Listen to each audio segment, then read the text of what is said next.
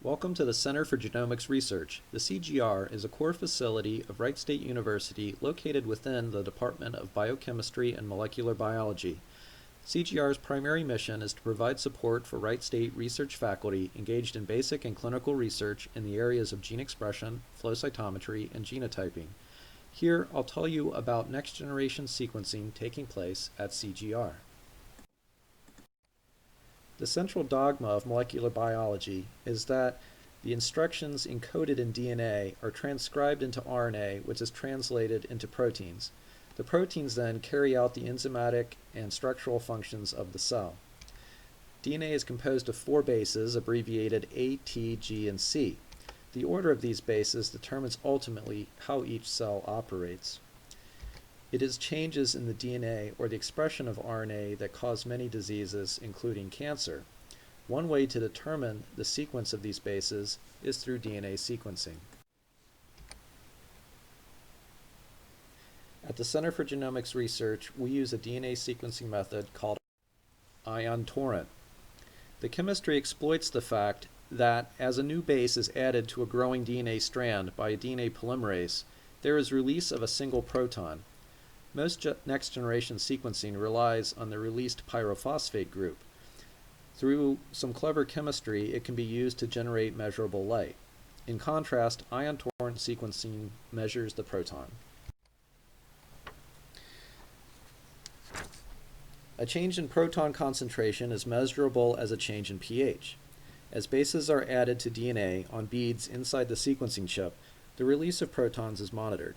The change in pH creates a change in the charge, which is sensed as a change in voltage, and that information is relayed to the computer.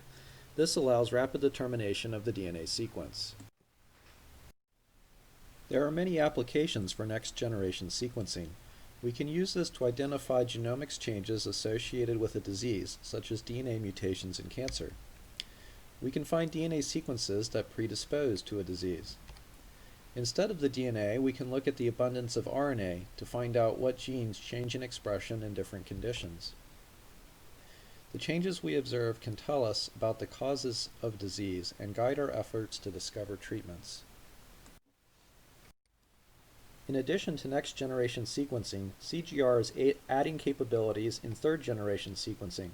This is a method in which DNA or RNA molecules are read intact as they pass through a pore structure.